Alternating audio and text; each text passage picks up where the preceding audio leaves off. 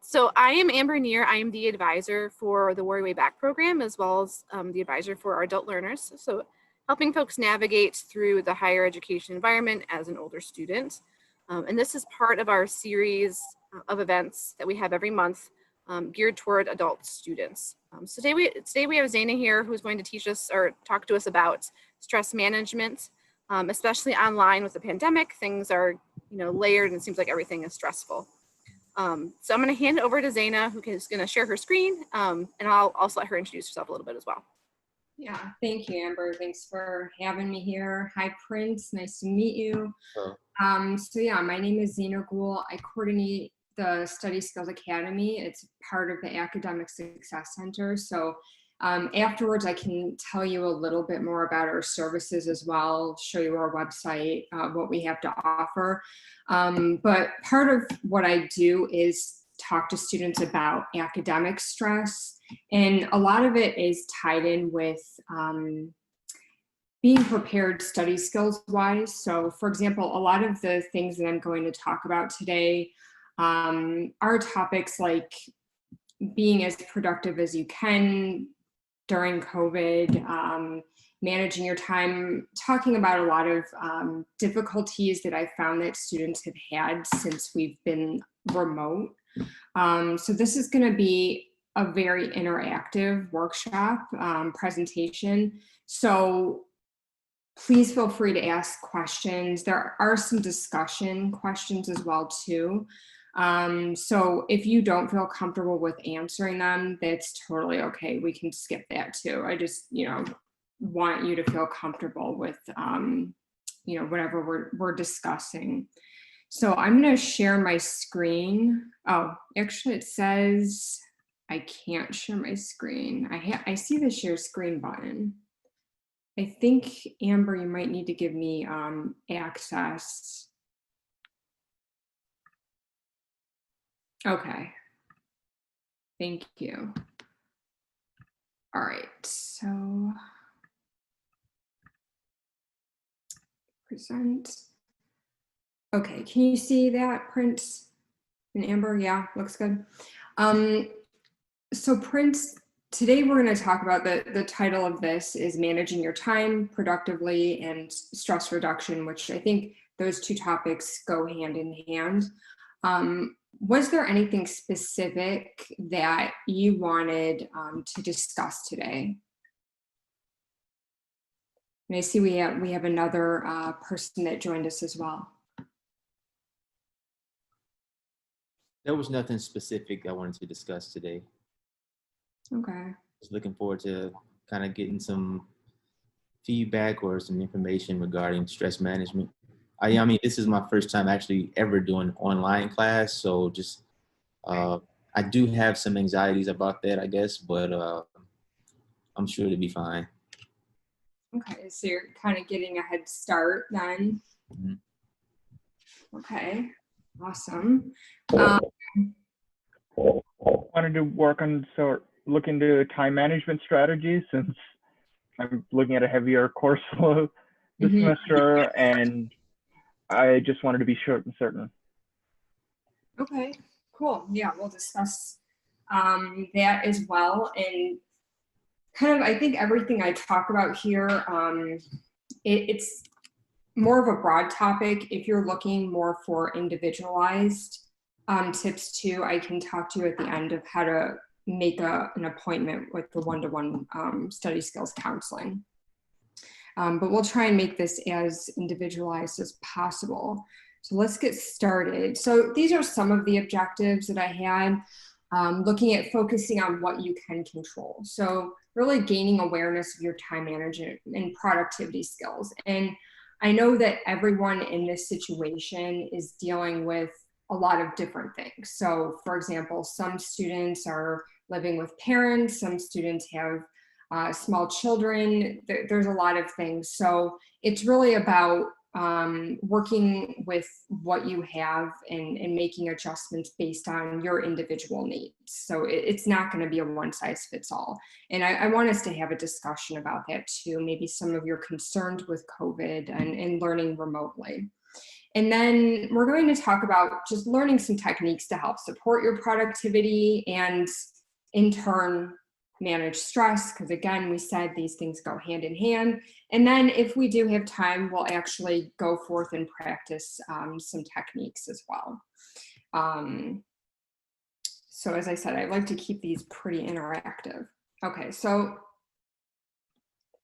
first interactive activity is a group discussion. So feel free to either, say it out loud or in the chat, but what are some difficulties you've had maybe regarding productivity and time management as a college student?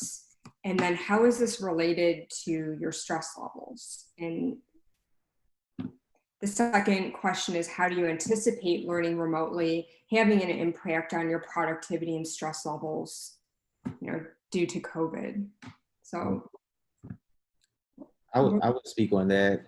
I recall years ago when I was a current student, 10 plus years ago, a lot of the difficulties I guess I was experiencing was just I was working a lot, and that was kind of causing issues with my productivity regarding my schoolwork.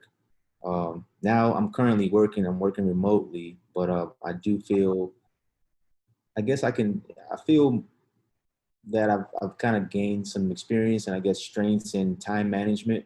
Currently I have a toddler. He's my 3-year-old son. So I've kind of been dealing with, balancing, making some school time for him, play time for him, as well as my work time. It's been going pretty well. My wife, she's helpful in that area as well. But I, as I can recall, those are the difficulties. I think my workload was actually something that actually caused me the one time I actually had an anxiety attack. I just felt so much pressure with trying to, meet all my goals and work. And I think that was something I guess I actually learned a lot. You gotta have to prioritize things and work in school. Yeah, thanks for sharing that, Prince. And I think that's, a really good point. You're balancing a lot of important things in your life, right? I mean, you're a student. That's an important priority, but you're also a father. You're also working. You have a lot of balance. You're also a human, so you have your basic human needs that are very important too. So kind of balancing all that too, I think, can help with also stress levels. Yes. Yeah, thank you for sharing. And then is it a David? Am I saying your name correctly? Advait works. It's actually, Advait is the best way to say it. Advait. Okay. Yeah. Gotcha. Yeah. Unless you speak my native language, it tends to get. Advait. Okay. Do you have anything you'd like to share about these questions? The biggest issue is and a habit that I largely broken, but I still occasionally worry about slipping back into, is procrastinating. It's one of those things where I have to make a very conscious effort. It's not one of those things, at least for me, that it's just going to come naturally to not do that. And if I procrastinate, then stress builds up. Mm-hmm. And this directly impacts the quality of the work that I put out. And so and so one of the things is, in regards to remote learning, I suppose I have some questions on, or doubts on, I would say, is will I be able to maintain focus? Because there is a bit of detachment when it comes to online learning. I have taken online classes in the past, and they are a bit more difficult for me to work with. So that is what I would say. Those are my comments on the subject. Yeah, thank you for sharing that, Advait. And you're absolutely right regards to procrastination, I'm glad you brought that up. There is a cycle that we see students go through where they procrastinate and then that increases stress. And then their stress increases, so they procrastinate more. And it just keeps going, and it's kind of a loop. So the good thing is we have procrastination accountability groups to help students with that. And I'll talk about that more at the end of this. So we have a lot of support.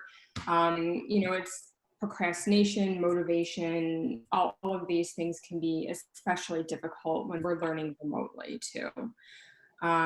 There's not that same level of accountability as well. And, not everyone has those places to study that might be as distraction free. And, multitasking, avoiding that as much as possible, that's something that I'm going to talk about later as well, to really help decrease stress and increase productivity too. So, but it's interesting. So Prince, this is your first time doing online or remote learning, and Advait, you have some experience with that. So you have two different perspectives, which is pretty cool. We're all going to learn from each other here. So I have some basic, how this is outlined is talking about some common difficulties that students have. And so a common difficulty I see with students a lot is, I don't know where to begin. Okay, so and that comes a lot of times from that feeling of overwhelm. And then because they have that feeling of overwhelm, then they procrastinate, and then the stress comes and it just keeps cycling. So what I tell students, the first thing to do, if you feel like you don't know where to begin, and this is with every study session, when you're starting to work on something, is first to create a plan of attack. Okay, so whatever that is. So say you plan on studying for 2 hours. What do you want to get out of that 2 hours? Instead of it, we can waste a lot of time as students. We can waste minutes that turn into hours kind of figuring out what you want to do. And then it's like, oh my gosh, there's so much to do. And so focusing on one small thing at a time also kind of eliminates that feeling of overwhelm. So I have this example here. I think hopefully you can see my screen too. I think you'll see it on your right side. Is if a student has a huge research paper, so say they have like a 30-page research paper they have to write. So what are the things that they need to get done in order to do that? Okay, so for example, they might have to research, brainstorm, create a thesis, rough draft, create a mind map, so on and so forth. So they're just writing those things out. Okay, 30-page paper seems pretty overwhelming, but what are those smaller steps? And then once you have those smaller steps, prioritizing them. So what do I want to do first? Probably brainstorm, then research. You can see that I numbered the example there. And then the third step with this is writing out about how much time you estimate that it will take you to accomplish things. So this can be a little bit tricky because sometimes students don't always know how long it's going to take them to do things, and that's totally valid, especially at the beginning of the semester. But what I suggest is for students to overestimate a little bit. So if you think you're just brainstorming is going to take only 15 minutes, give yourself a half hour, give yourself a bit more time. And then as you practice this, the better you'll get at being able to estimate how long it will take you to accomplish things. And then you'll be a lot more productive throughout your day. And then the last step of this is actually delegating that time. So, for example, this student, they gave themselves 2 weeks to complete their paper. So, they wrote out when they want to do each step. So that's one example of a way that you can break things down into smaller parts. So they're chunking, prioritizing, delegating time to work on the task, and then at the start of each study session, setting goals. So Monday, August 12th, they're going to focus on just doing the brainstorming and the research, not thinking about oh my gosh, I have this 30-page paper I have to write. You're just focusing on those couple things. So for those of you who, I think we have a couple new people that might have joined. We're talking right now about productivity tips and how that can help with reducing stress. So does anyone have any questions about this idea or comments?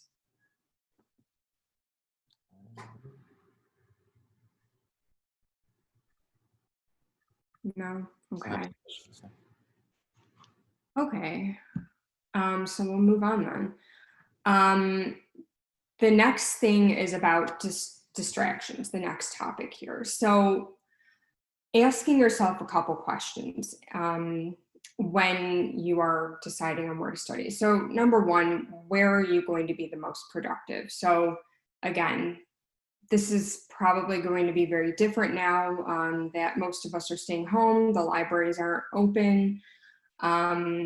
So for those of you who are here, if you want to share, how can you make an environment that is productive for you when we start school in the fall?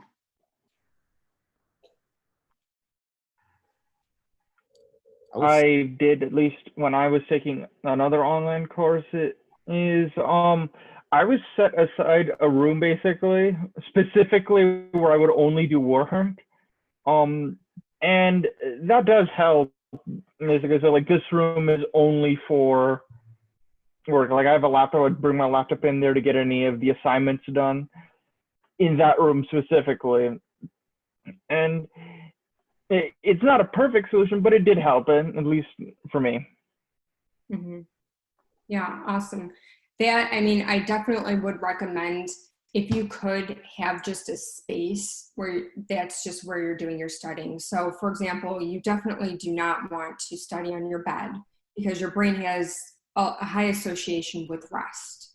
You don't want to do your studying in a place, if you can avoid it, where you're eating or you're doing other things, because that brain association is very strong. So for example, when I lived at home with my family, I only had my small bedroom and I didn't have anywhere to really, I didn't have a desk. So I designated just one small corner of the room. That's where I do my studying. And then the rest of the room was for whatever else I needed to do, sleep, you know, work on other things. So I found that really helped. Thank you. I think that was Oddbot. And Prince, did you have something you wanted to say?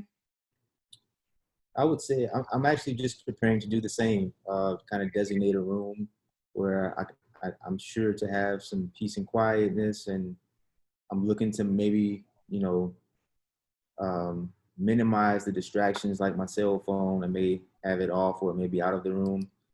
I know for me, I think I'd have to kind of set the tone for myself, not be hungry, you know, Mm-hmm. something that's important, and just, you know, be as prepared as possible to kind of set the environment to be productive. Yeah, I think that's a great point to bring up, which goes on to the next point, knowing what your distractions are and how you can create a plan to minimize them. So Prince, what you mentioned was an external distraction. So I see you have your little one there. Hi. Hi. Hello. So yeah, if being hungry is a distraction, so knowing, okay, you need to eat before you sit down and study. For some people, that's really important. The lighting, just little things like that can really make a big difference. And then taking breaks is also very, very important. So I want to eliminate the idea of sitting down and studying for hours and hours at a time. That's not what I'm promoting here at all.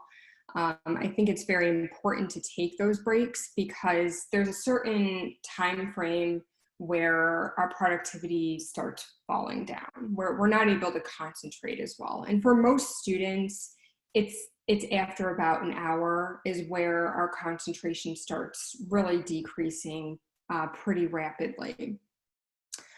So a technique I like to use with students is called the Pomodoro technique. Is anyone familiar with that? No? Okay. So this can be used, this goes pretty well with the first thing we talked about with being productive and chunking what you have to do into smaller tasks. So say, for example, you're writing your 30-page research paper, going from our example from the first slide before this, and you sit down and you determine that you're going to just brainstorm for 30 minutes. Let's just say that's your goal. So when you sit down to study, the first thing you're going to do is set your small goal. Okay, so do brainstorming for research paper. Then you're going to set a timer for about 25 minutes to an hour, and you're just going to work on that goal. So traditionally, the Pomodoro technique is about 25 minutes, but some students find that it's too low, too short of a time. Some students find that that's too much. So if 10 minutes is where you're at in terms of your concentration span, go with 10 minutes. That's okay. If during that time you find that your mind wanders and you have a lot of distractions, let me see. Can you all see my screen?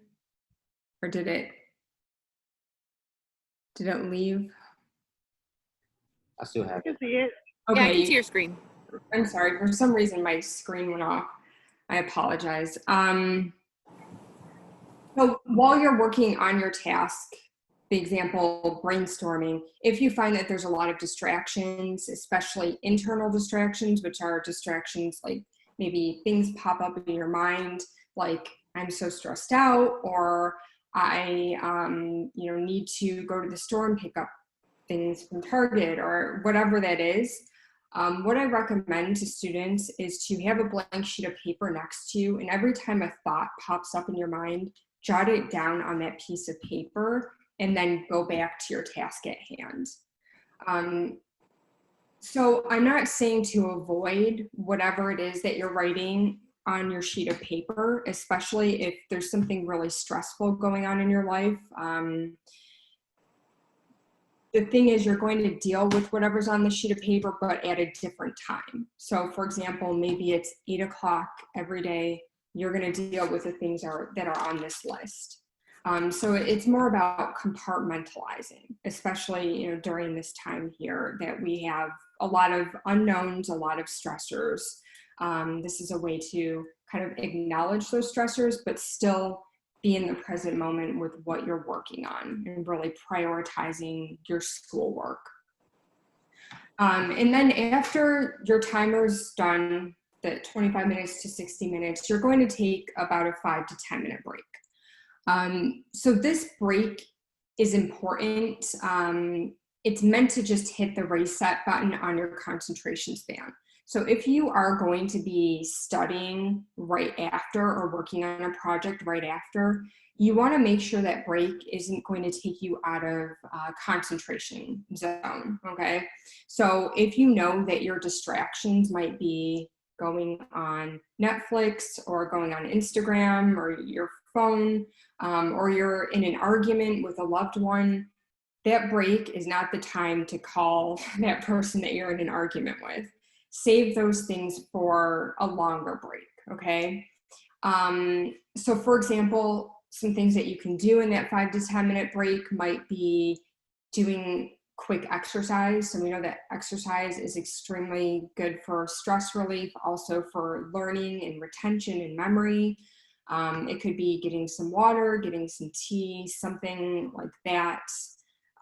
But nothing that's going to fully take you out of study mode, and that's going to turn your 5 to 10 minute break into a half hour, into an hour, and so on and so forth. So the point I really want to get across is not to be afraid of taking breaks. They are important. And they can also help with relieving stress, because if you're just working for hours and hours and hours, it can get very, very taxing.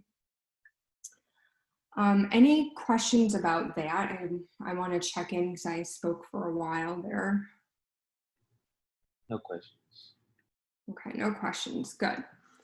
But if there are any questions, always feel free to write them in the chat too. So this goes on to the next, eliminating multitasking. So the Pomodoro technique is supposed to help with that too, of course, because you're compartmentalizing. But what we know is with multitasking, it's impossible to do two things that require higher level cognitive thinking at the same time. So for example, if you're trying to study and you have the television on or you have music with words on, your brain's trying to process both of those things. And what's happening is actually task switching. Your brain is very quickly going from whatever you're trying to work on to that music or that television and then back. So it's really decreasing your productivity. You're going to be spending more time working on your assignment or studying. And it can be very, very stressful too, because it's so taxing on the brain to just be processing multiple things at once that require that higher level of cognitive thinking. So it can be difficult, especially if we're so used to checking our phone. So even having the phone on and having it sitting next to you while you're working on something is going to take your focus away, because you're actually anticipating notifications going off.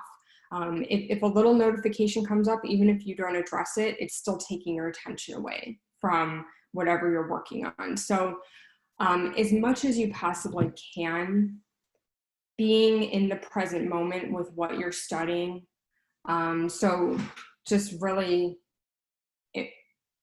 focusing on that instead of doing other things. Listening to music without words is okay. For example, Baroque classical music. Some people like to listen to white noise, things like that. Can actually boost productivity for students, but really reducing that higher level of cognitive thinking, or reducing things that can get in the way of that. Is this an issue for anyone, or have you found that this can be pretty difficult, eliminating that multitasking and being in the present moment with your studying? I'm not expecting to have any issues with it. I think I do a pretty good job with it while working, minimizing, being able to multitask, but also not when necessary. So I hope to be able to make a smooth transition with my work. Mm-hmm. Okay, thank you. Part, I do have difficulty with distractions, so I do actually keep my phone in the other room. But additionally, with online courses, to prevent like tabbing out, I use some extensions on Chrome basically to, for a set period of time, they will block certain sites, so I'm not tempted to like go on, say, Facebook or something, because that is a giant time sink, and whether I intend it or not. So those are methods I use. Yeah, thank you for sharing that. And because we are learning remotely,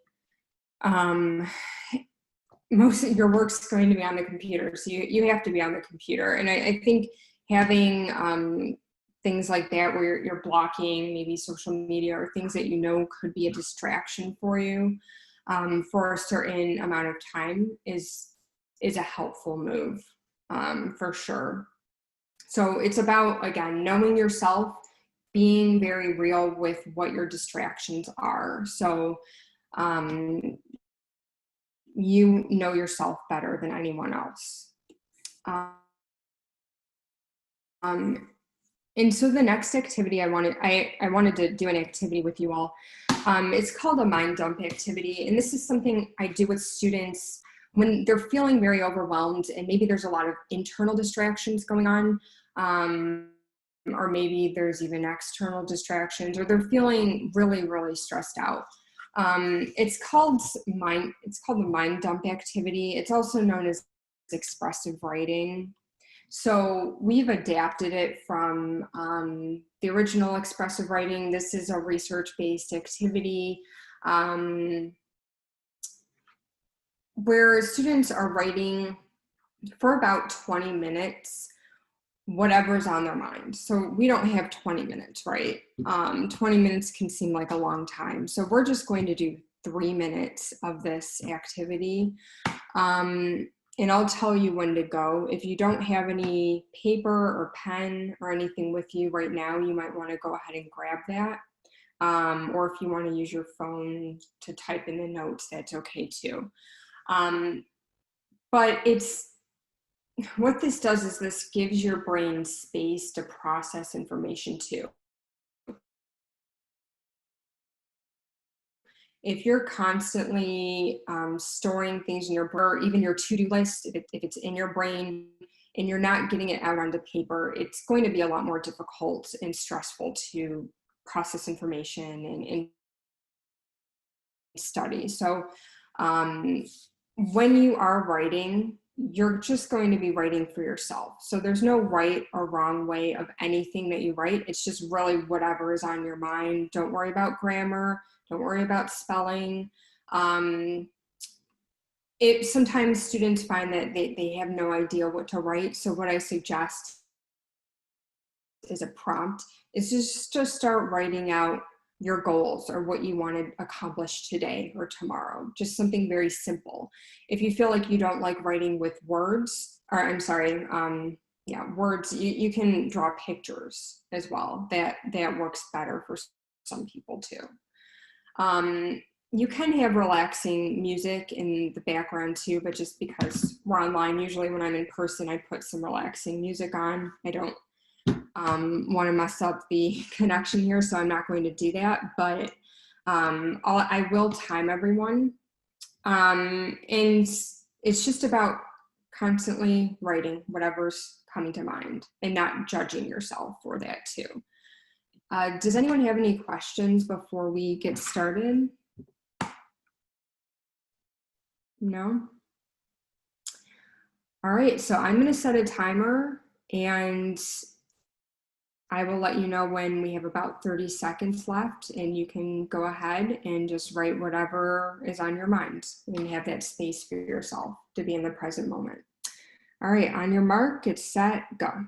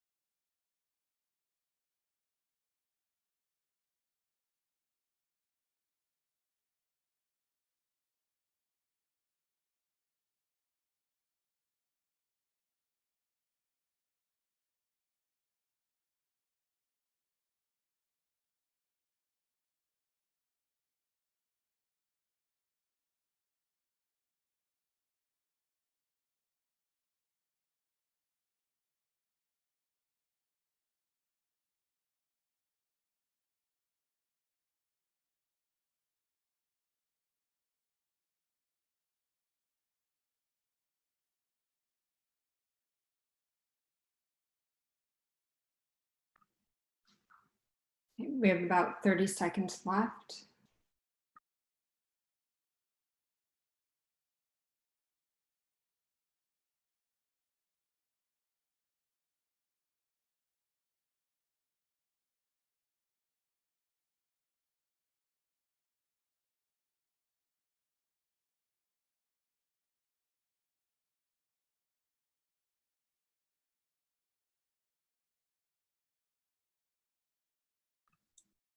All right, so that's time.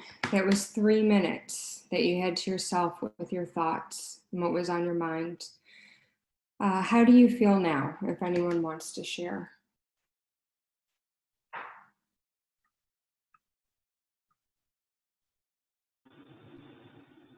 Feel, I feel, go ahead. I was just saying, I feel less stressed. Say? Thank you. Okay, so less stress. Eric, was that Erica? Yes. Okay. Oh, okay. Hi. Hi. Hi. Prince, I think you were gonna say something. Yeah, I was gonna say I just felt like it took a load off a little bit, just kind of expressing my thoughts and kind of getting, my thoughts out of my head. My thoughts, I guess, lately have been very congested with so much going on.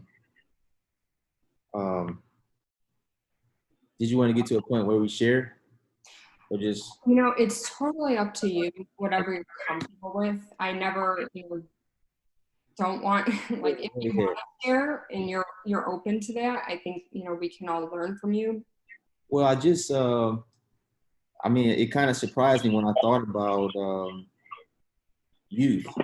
So I just thought about like some of my initial thoughts was, of course, COVID-19, the 2020 election, and health, family, and it just made me think about a time when I didn't really worry about any of these things.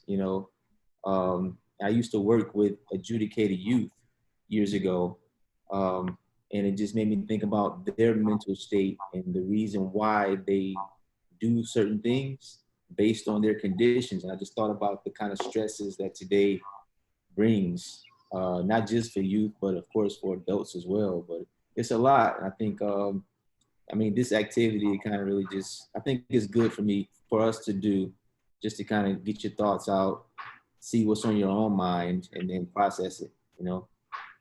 Yeah, thank you for sharing that, Prince. And that was only 3 minutes, you guys, just 3 minutes to take that time for yourself. And I really recommend if you can do something like this where you're just, being in the present moment with your thoughts or getting them out in some way on a daily basis can really help with maintaining stress levels. So again, stress is not all bad. I don't want to give stress a bad rap. There is a certain point where stress can be motivating, but when it becomes too much, then it impedes our ability to focus and concentrate and really get anything done. So you want to be kind of in a sweet spot. And if you're constantly carrying around all of these, thoughts and you're not expressing yourself, it can be a heavy burden to bear for sure. So it's really just 3 minutes. And this has also been researched with students for test anxiety as well. Just writing out their thoughts. If they're experiencing test anxiety before the test, has been shown to help because we think it's clearing their mind of those thoughts, and then they're better able to just focus on the exam because they're getting those thoughts out. But yeah, I really like this activity. I was actually doing it along with you, and I think if there's one activity I can share for helping with stress, it's definitely this one. So thanks for doing that with me. So I want to make sure we have enough time to get through as much as we can. The next thing I wanted to talk about was consistency. So consistency is going to be especially important due to the current situation because there's not really as much there's not as much structure in a lot of our days where we would physically go to work. I know some of you might be doing that, but we're not physically, most of us, going to school. So we have to figure out how we're going to plan our days, right? And give at least a little bit of structure. And some people like a lot of structure. Some people like to have a lot more flexibility. Some people have to have more flexibility depending on, you know, what's going on with you. Maybe you're caring for a loved one, and if something happens, you need to rush them to the hospital. There's a lot of different scenarios. So it's a little blurry on my screen. I'm not sure why. I apologize if the picture is on yours, but I'll explain it. So what I mean by consistency is having some consistency in your week, if that is possible. So what that entails is taking out, so the activity, this is another activity we won't have time to do now, but I encourage you to do this on your own if you can, is just to get a 24-hour schedule for a whole week. You can use Outlook, you can use Google if you want to do something online. If you would like 24/7 weekly schedule like this, let me know. I'll share with you my email address and I can send you a copy. So what you're going to do first is you're going to write out your givens. So that's the things that you cannot change. So for some people, it might be if you're working and you have a consistent work schedule, mark that time out. If you do, I know there are, you know, very small amount of classes that might be meeting in person, write that out.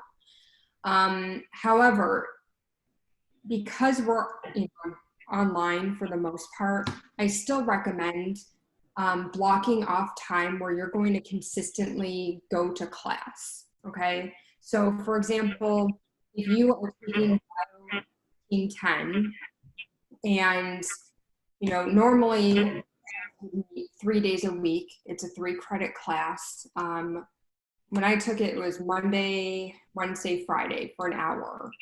So I would walk on my schedule at time. So it's actually like I'm in class, and that's when I would devote it to learning the material.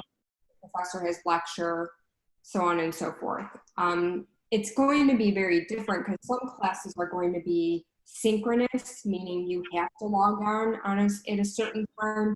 But then some classes are going to be asynchronous, meaning the professor might upload material or they might upload a video and you can watch it whenever you have that time.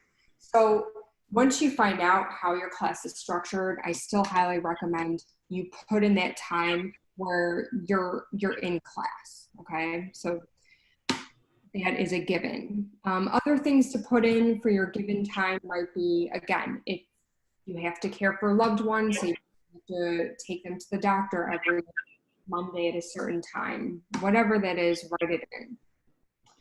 After you're done with your givens, things that you can't really change in your week. Secondly, write in time when you want to devote to class. Okay, so that would be studying, that would be working on your project. So that's different than being in class or being in lecture, okay? So as students, or as students, we prioritize things like when we have to be at work or when we have to be in class, like, and I'm talking pre-COVID. But a lot of times don't prioritize time that they're going to devote to working on class material, so studying and doing that. So I highly recommend to set certain times aside on a daily basis, on a weekly basis. So you're building that association with your brain, that you have certain times during the week and during the day when that is your study time, okay? So for example, this example is for a physical therapy student. So their schedule is going to look very different than yours, possibly depending on what you're studying, all of our schedules are going to look really different, but they have class from 8 to 5 in Monday through Friday. So that's their time that they can't really be flexible with at all. But they're studying to take their board exam. So they have their exam studying time is in the hunter green color. So you can see they have time on a daily basis, but also on the weekends that is going to be their study time, okay? They also have, after you're done with that, you're number one, writing your givens, number two, writing out when you're gonna devote time to coursework, studying, working on things. The last thing you wanna write in is your free time, okay? So you can be as flexible with this as you want, and you know, some students just, they like to have their free time completely blank.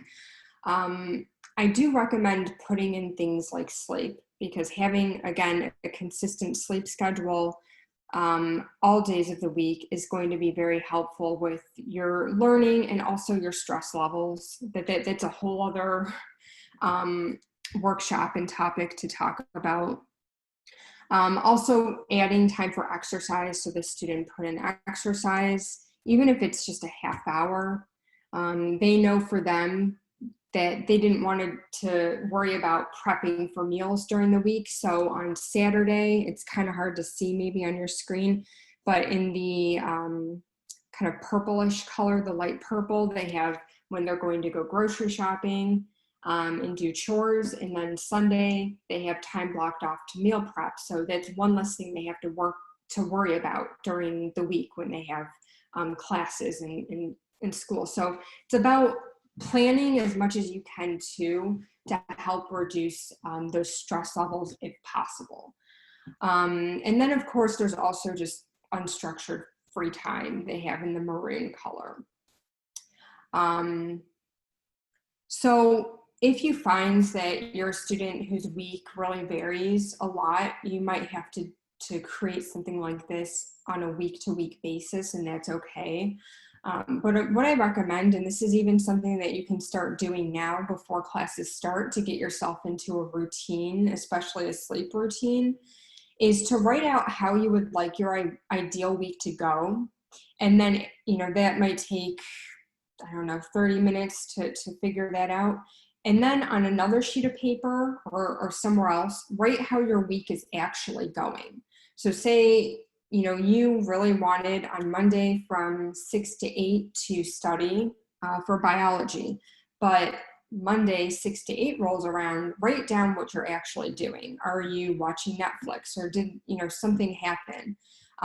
So then you can look side by side your ideal week to your actual week, and then you can compare and see, okay, maybe you need to shift your schedule. Maybe it's not realistic for your schedule to look a certain way, or maybe, hey, these are distractions that are really stressing me out. So it's really all about fine tuning your schedule as needed, because, you know, not everything's going to go perfectly. So it's going to be kind of, you're improving as you go along.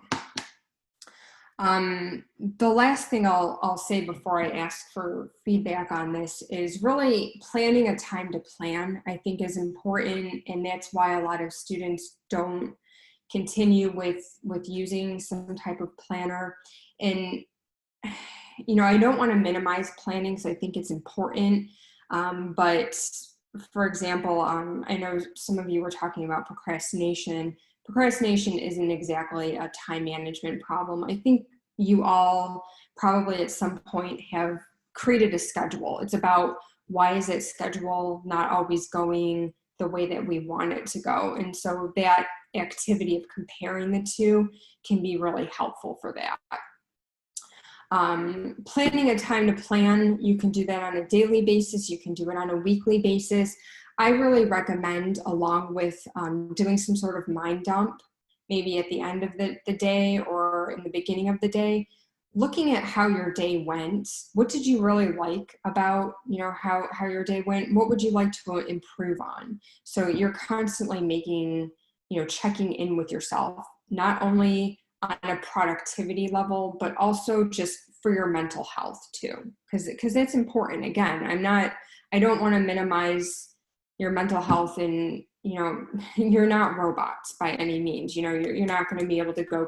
It's just maybe, hey, today was a day where you didn't feel well.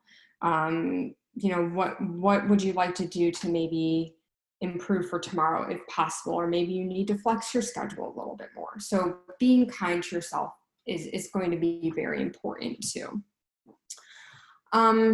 Any questions about this part or comments before we move forward?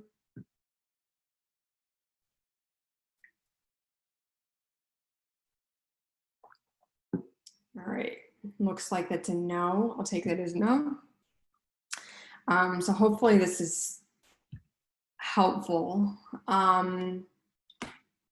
And so the last thing I wanted to talk about, of course, was making self-care priorities, especially in your schedule. So we talked about exercise a little bit and sleep, but we know when we're exercising, of course, you get those feel-good endorphins are being released, serotonin, norepinephrine.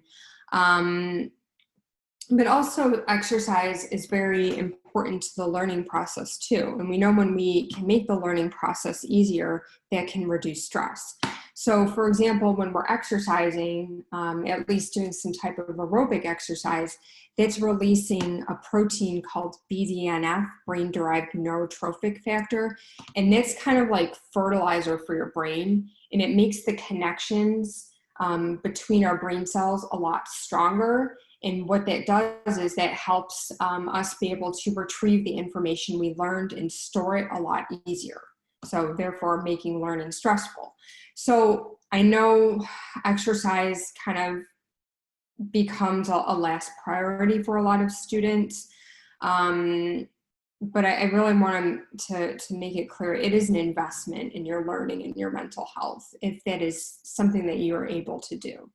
Wayne State offers through the Mort Harris Rec Center, they offer a lot of free online exercise since we can't physically go there, but even something like taking a walk is going to be helpful, or doing maybe just a little bit of exercise in between your study breaks. It doesn't have to be anything crazy there. Sleep, again, very important. I won't talk too much about this because I could talk for hours about it, but recognizing when you're not sleeping, that can intensify mental health symptoms. So we know that when you're not getting the proper amount of sleep, that can increase symptoms of depression, that can increase symptoms of anxiety, that can increase symptoms of ADHD as well. So it can be really difficult to focus. What research is showing is 6 hours is not enough for the vast majority of people. When I say vast majority, I'm saying in the high 90%. We need about 7.5 to 9 hours is what research is showing of quality sleep, okay, in order to have sound mental health and also just to be able to learn. So proper nutrition, I'm not going to go, again, too much into this, but recognizing what you eat and how that can have an impact on your stress levels and your productivity. So for example, eating high processed foods, I'm sure you're very aware of this. I'm not here to tell anyone what to eat and what not to eat, because I think nutrition science is still pretty new, and it can be different for everyone. But what I do know, and what is known, is that high processed foods that are high in simple sugars can cause high spikes in your blood glucose levels and in insulin. So you get that high rise in glucose, and then you get a huge drop, okay? So people that are eating a lot of high processed foods, high refined carbohydrates, your energy level is going up and down as you're eating those foods, And what do you think that's going to do to your stress levels and your productivity? It's going to be really difficult to focus. It's going to be really stressful. So what I recommend to students is, taking note of what you're eating and how you feel a half hour after you eat it, and how do you feel an hour or so after you're eating it. So some students, I like to do with them like a food journal, and writing down what your feelings are after you're eating, and your focus level and things like that, because what we eat, it definitely has an impact on our stress levels. And then self-care, that can be even 10 minutes a day, can make a big impact. I know there's a lot of students that, again, don't have the time and space to themselves, but looking at what is something that you can do for just 10 minutes or 5 minutes. Maybe it is just that mind dump, or maybe it is for some people, it's just in their shower. Whatever you have to do to have that space for yourself can make a really big impact, because again, you're not robots, you are a human. And we do need those basic needs to be taken care of before you can even get to the point of really being able to fully engage with your studies, okay? And then I won't have you do this right now, because again, with the interest of time, I do have a quick activity after, if we have time. But is to create a self-care action. And this is something that you can do with, creating your week. When can you schedule certain times in for your self-care? And what is it that you want to do for yourself? Self-care doesn't just need to be something like meditation or exercise. It can be something as simple as painting your nails, or, doing a face mask, whatever that is, something that brings you some type of joy. And really prioritizing yourself, because you're not going to be able to help anyone else until you can help yourself. I know that sounds cliche, but it is very, very true. All right, so I want to check in. I know we're about an hour in. I wanted to see, Amber, would you like me to stop here in process and just leave for question and answer, or would you like me to go forward? I think we probably have maybe 15 minutes left, but if we want to stop here, we can. I don't think we need to stop. You can go ahead. All right, cool. So I want to do just one more activity with you, and this is kind of more self-reflecting activity. You can do this when you are faced with a stressful situation. It involves not only reflection, but also some deep breathing exercises. So what I tell students too is, if you are feeling extremely stressed out, it's going to be important for you to take a step back and do something to change your state. Because if you try and study and you're really stressed out and overwhelmed, it's going to be really difficult for the information to go in, for you to be able to focus. So doing something to help reduce your stress is an investment in your ability to study. And this is an activity that I found that I really like. And again, you can write this on your sheet of paper. If you want to share, you can. I'll give you a couple moments to share if you'd like to. The first thing is to just check in with yourself and recognize, how are you feeling right now in this moment? So some people don't always know how they're feeling. So I like to refer them to some type of chart like this, where there's different feeling words. So whether or not you're stressed out, kind of take a moment and think and reflect, how are you feeling right now? And it could be more than one thing.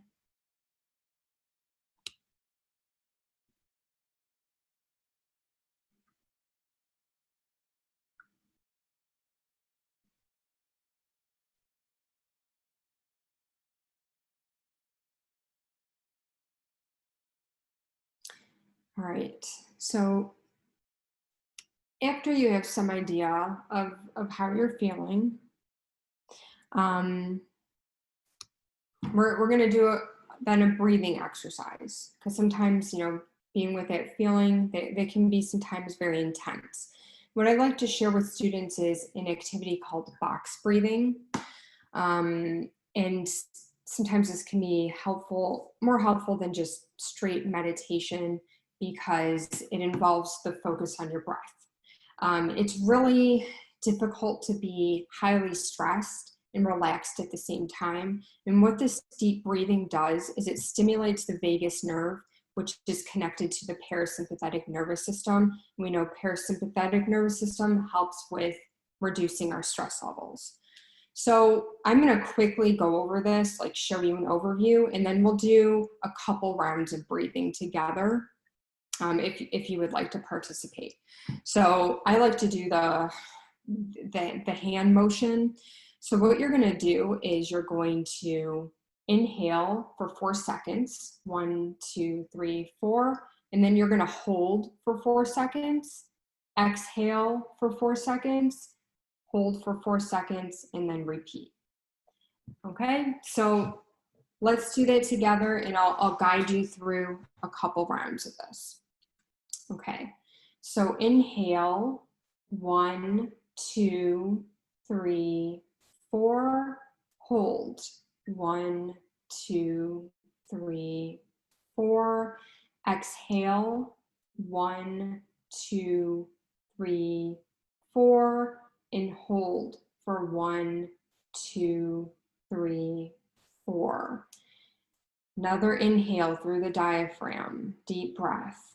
Inhale for 1, 2, 3, 4, and hold for 1, 2, 3, 4, and exhale for 1, 2, 3, 4, and hold for 1, 2, 3, 4, and then breathe. So again, you're focusing on the counting and the words. So this is kind of forcing you to be in the present moment. And what we know is the more that you're in the present moment, the less likely you are to be with anxiety, which lives in the future and things we cannot control, or with depressed feelings, which usually lives in the past with things that we can't control. So the more you can put yourself in the present moment, the better that you will be able to help manage your stress levels. Okay, so that's, you can, when you're practicing this, do this for however many rounds that you would like. And so the next part of this, step 3, is to reflect. So I'm going to give you a couple minutes to think about these questions, and you can write them down or you can think about them. I recommend writing them down if you can, because again, keeping them up here can sometimes be intense. But it's really looking at what's upsetting you and what power do you have over the situation, and what can you do to improve or change the situation. So it's looking at what can you control in a situation that might be very unfortunate. Okay, so you can interpret these questions however you want, but I'm going to give you about 2 minutes to work through those, and then we'll move on. So go ahead.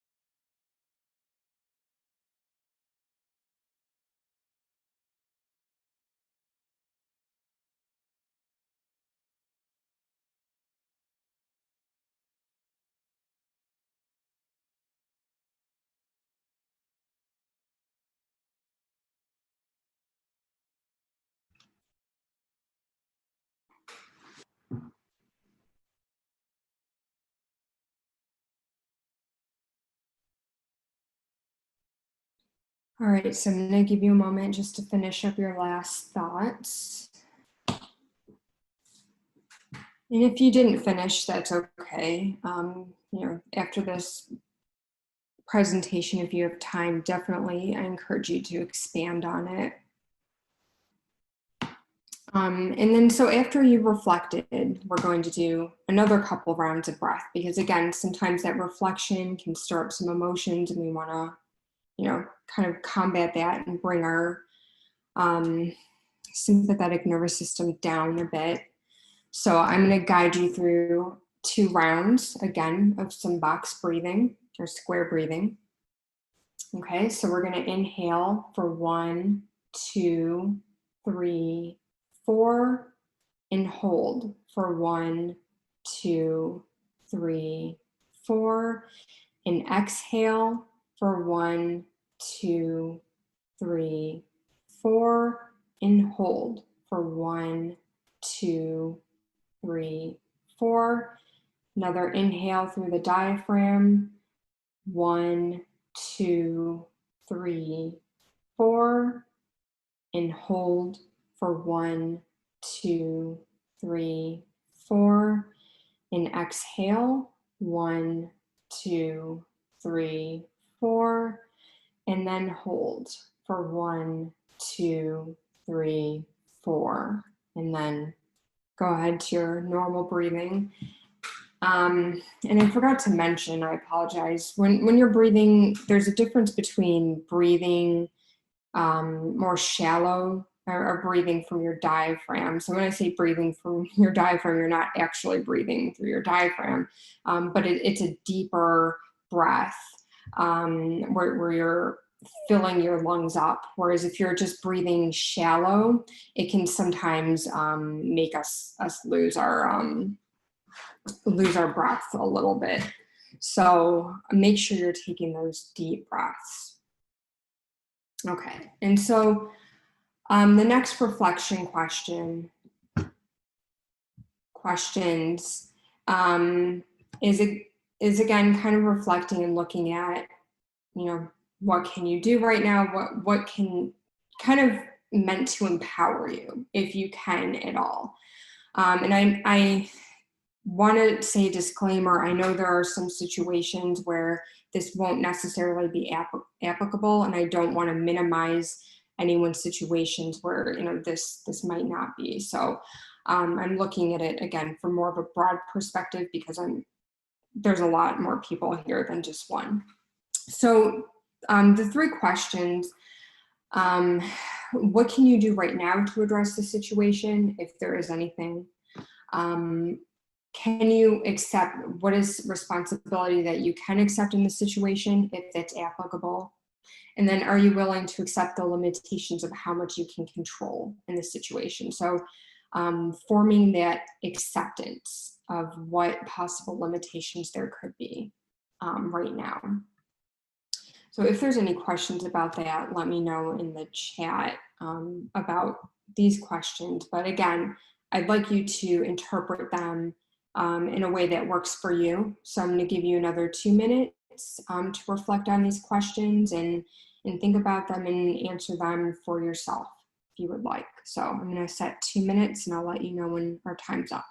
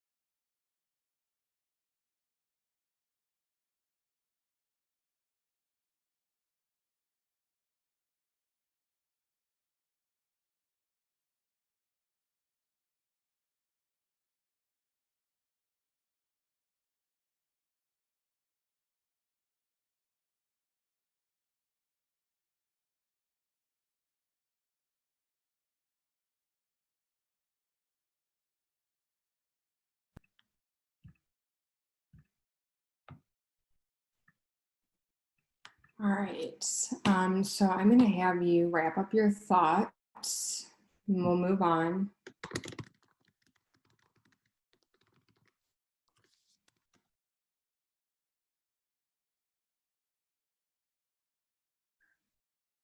Yeah. So I see, Prince, what you were writing. Yeah.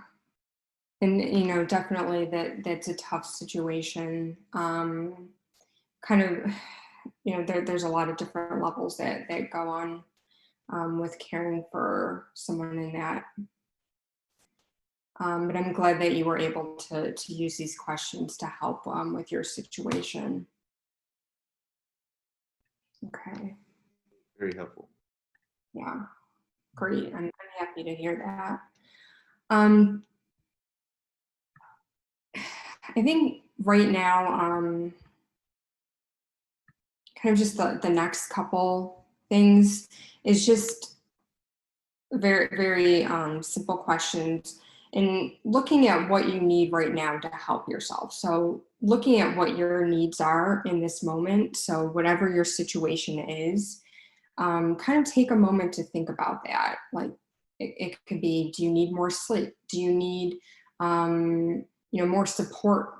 Where can you find that support? Do you need more time for yourself? Do you need to, you know, be able to say no and be more assertive to certain things? So what is that? Maybe just one thing that you need right now that can be helpful for you. So think about that. I'm going to give you about 30 seconds or so.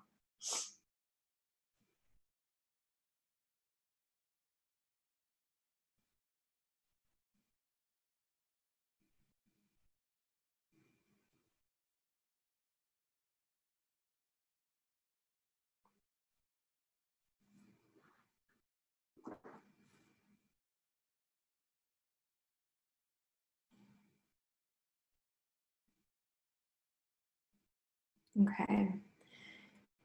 And if you didn't come up with something, that's okay. That was only 30 seconds. You know, please do think about that after we're done. But, you know, looking at your resources and especially, you know, at Wayne State too, I'm glad that you all are here today, you know, because you're taking advantage of the resources, which is a huge sign of success. Asking for help, looking for help, utilizing these resources is going to be really, really important, especially you know, in the fall, and we don't know how much longer we're going to be learning remotely. So continue to use those resources. You know, you're definitely one step ahead. And then the last thing to wrap this presentation up is to look at gratitude. So it can be gratitude specifically with this situation, or it could be with something else. And again, I say this with the disclaimer, not to minimize what you are going through, like, hey, just, you know, be happy, don't worry about it. That is not what I'm saying at all. I think, you know, sometimes this idea of, you know, sometimes things aren't okay, and that is okay, and acknowledging that, but you can still be grateful in certain situations. So the reason why I brought this slide up is because, again, research has shown that practicing gratitude and looking at those things, that small things, it could be anything that you are grateful for, can help us rewire our brain to look at kind of focusing on the things that are going well. A lot of times we are kind of looking at the things that aren't going well. And so using this as an example with school, you know, one student might have, you know, they might have all A's on their report card, but then they have one B minus, and they're just focusing on that one B minus. And so kind of looking at the big picture of your life, I think also is what gratitude can do too. So I'm going to give you about a minute, and it could just be whatever you're grateful for in this moment, or regarding the situation if that's applicable. So go ahead and reflect on that if you choose.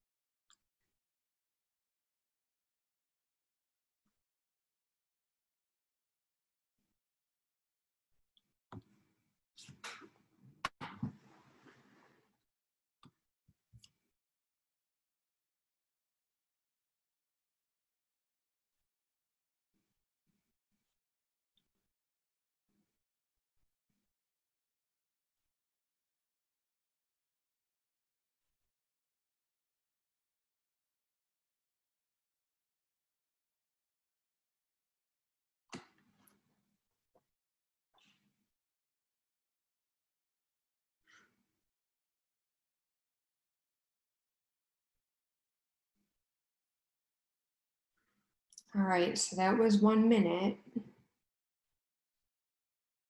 And I know we'll have some time.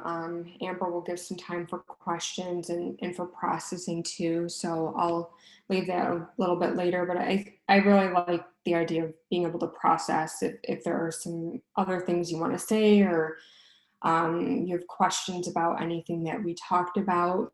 But I just want to show you the last slide is our website, and I'll take you there too. We are also on social media. So our website, let me get on that for you, is success.wayne.edu. Can you see that before you come? Okay, I'll just go with it then. If you can't see it, let me know. But the Study Skills Academy is part of the Academic Success Center, and we're kind of a one-stop shop to help students succeed in college. So I'll mostly focus on our services, but I do encourage you to look at, for example, peer assisted learning. This is where you can have free tutoring and supplemental instruction, which is more like group learning. We also have math literacy services, which is kind of like the study skills version of math. And we also have workshops throughout the semester. So go ahead and take a look at what we have to offer. Everything will be offered remotely, of course. So for example, these are some of our workshops. I think we have more that might be added for the semester. And there's also instructions on how you can join. For the Study Skills Academy, not all of our programming is up yet. I'm still working through the times, but if you're a registered undergraduate student, we can talk about anything that we talked about today, but more individualized. So these are some of the things we talk about, like test anxiety. We talk about, of course, how to prep for exams, how to learn efficiently. And we do take into consideration individually what's going on with you. So if you're interested in that, you can click on the link here for the request form, and then that will, we will reach out to you then to set up an appointment through Zoom. We also have procrastination accountability groups. So I run those. I'm going to be running them weekly. I think the days will be up at the end of August. I also run academic stress support groups. So I'm going to create another tab for that. So kind of like what we talked about today, but more of an ongoing basis, on an ongoing basis. So of course, this is different than CAPS, what they offer. What I offer is more related to academic stress. CAPS, if you aren't aware, is Counseling and Psychological Services. They do a lot of great workshops. They have groups and individual counseling. We also have Succeeding in the Sciences groups, which this will be again in August. And our workshops. I won't talk too much about FYS because I don't think this will be applying to you, because it's for, it might possibly, but it's a WE requirement for first year students. This is one of the options they can take is FYS 10 time. In addition, we also have a Learn Anywhere page. So this can be helpful for learning online. So there's a lot of great tips. So how do I prepare for online learning? How do I maintain balance? All of this is here. I highly encourage you to enroll in the Effective Online Learner, which is a Canvas course. So all of your courses are going to be on Canvas platform. And this is a course that, like, there's nothing graded, but it's a course that you can go through self-directed, and there's a lot of resources. So I'll briefly show you what this course looks like. So this is Angela Zanardelli-Sickler. She's the Associate Director of the Study Skills Academy, and she and Kaylin Griffin, our learning specialist, runs this course. So this is all the basics. This is, you know, how to learn online. So there's a lot of great information. There's also stuff about stress management too. All right, so that's all I've got. I'm gonna stop sharing my screen now, and there is time if you have questions or there's anything else you want to talk about. I'm gonna also leave my email address too, if you want to reach out to me. My name is Zaina. Anyone have any questions?